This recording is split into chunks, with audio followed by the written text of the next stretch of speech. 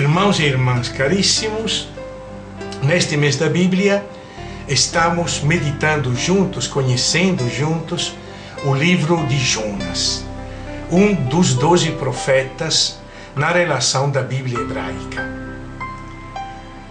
É importante dizer uma coisa de antemão. O livro de Jonas, mesmo que um dia tenha havido um profeta chamado Jonas, o livro de Jonas não é deste profeta. Não foi ele que escreveu. Aliás, este livro não é feito pelo profeta. É um livro que conta a história que aconteceu com o profeta. História. Hoje, a maioria dos estudiosos concorda em dizer que esse livro não é propriamente um livro histórico.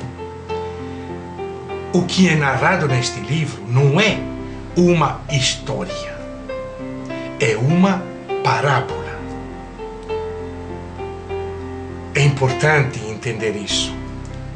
Porque se fosse uma história, seria aquilo que aconteceu com aquele profeta, pronto e acabou. Uma história muito estranha, cheia de muitas contradições, de muitas informações erradas. Por exemplo, como diz que Nínive era uma cidade que precisava 3 dias para atravessar ela. Nínive não era nenhuma São Paulo. Nínive em pouco tempo era atravessada como cidade. Na realidade, não se trata de uma história verdadeira. Se trata de uma parábola. Mas, atenção, parábola não quer dizer que não tenha verdade, não. O que é verdade numa parábola?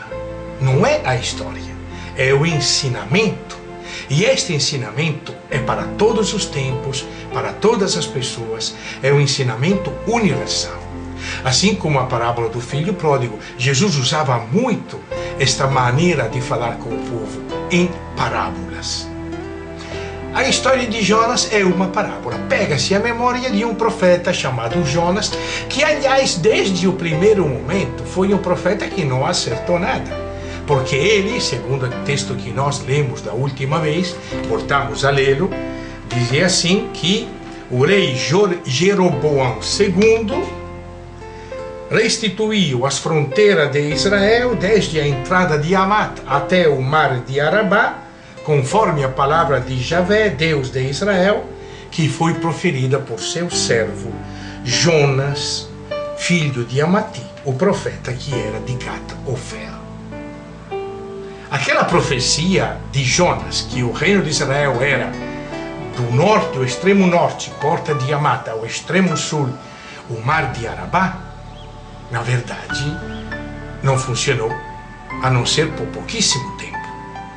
Imediatamente depois da morte de Jeroboão II, houve uma sucessão de confusões dentro do trono de Israel, assassinatos, homicídios, conjuras, conflitos grandíssimos, que no fim levaram a Assíria, cuja capital, por sinal, era Nínive, a Assíria a invadir Israel, a tomar conta de todas essas terras, e não haverá mais Israel até depois de 700 anos, já no tempo dos Macabeus. Então a profecia de Jonas, lembrada no segundo livro dos Reis, é uma profecia que não funcionou. Aliás, Jonas realmente é o profeta que não funciona. Esta é a reflexão que quer nos levar a fazer este livro. Nem tudo que é profeta é um verdadeiro profeta, a gente sabe. A Bíblia muitas vezes fala de falsos profetas. Profetas que estavam lá para engrandecer os reis, para louvar os reis, para estimulá-los. Aquilo que a gente chama, numa linguagem muito popular, os puxa-sacos. Tinha profeta deste jeito. E tinha profeta verdadeiro, profetas do povo, que questionavam isso. Quando nasce essa parábola do livro de Jonas? Essa parábola do livro de Jonas nasce mais ou menos 400 anos antes da vinda de Jesus. O povo de Israel tinha sido levado para o exílio, primeiro pelos assírios, depois pelos babilônios. Tinha voltado do exílio e a partir daí começou uma grande discussão dentro do próprio povo. Havia duas grandes maneiras de ver as coisas. Digamos, a maneira oficial de quem chegou ao poder é que dizia claro uma coisa: a salvação pertence a Israel, aos filhos de Israel e só aos filhos de Israel. O verdadeiro israelita precisa se separar se quer nem casar com gente de outros povos. Esta era a visão defendida por quem estava no poder, pela classe sacerdotal que chegou no poder a partir das missões de Esdras e de Neemias. Queria ler um trechinho para vocês, para entender o que eu estou dizendo neste momento. É um trechinho do livro de Esdras, que nos conta da decisão de Esdras de não ter nenhum tipo de relação com os povos que não fossem o povo de Israel. Dizia assim, é o capítulo 9 de Esdras, a partir do versículo 10. Mas agora, Deus nosso, depois de tudo o que aconteceu, o que temos que dizer? Abandonamos os teus mandamentos que deste por meio de teus servos os profetas. Eles nos ensinaram: a terra na qual entrareis, para dela tomar posse, é terra impura, por causa das impurezas dos povos que lá moram, e que a mancharam de um extremo ao outro com atos detestáveis. Por isso não deveis permitir que vossos filhos se casem com as filhas deles, nem que as filhas deles se casem com vossos filhos. Nunca vos preocupeis com a prosperidade ou a felicidade deles. Então vos tornareis fortes, podereis gozar dos bens desta terra e podereis deixar em herança a vossos filhos para sempre. É gritante esta frase. Não vos preocupeis com a prosperidade ou a felicidade deles. Era a visão oficial.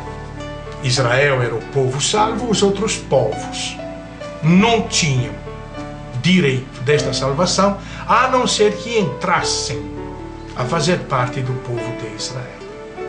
Mas havia, talvez menos forte, talvez com menos poder, uma outra linha de pensamento que se expressa justamente no livro de Jonas. Mas não só. O livro de Ruth também traz essa mesma conclusão. O livro de Jó também traz essa mesma conclusão. Lembrar que a salvação de Deus pertence a toda a terra. Este é o ponto-chave do livro de Jonas.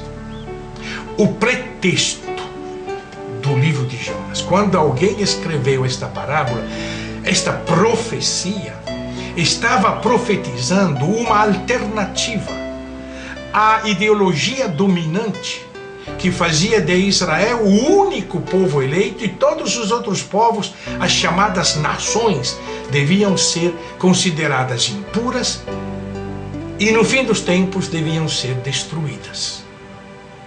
Esta mentalidade que vigorava talvez ajudou Israel a se sustentar, a se manter vivo no meio de tantos outros povos, mantendo sua identidade e suas características.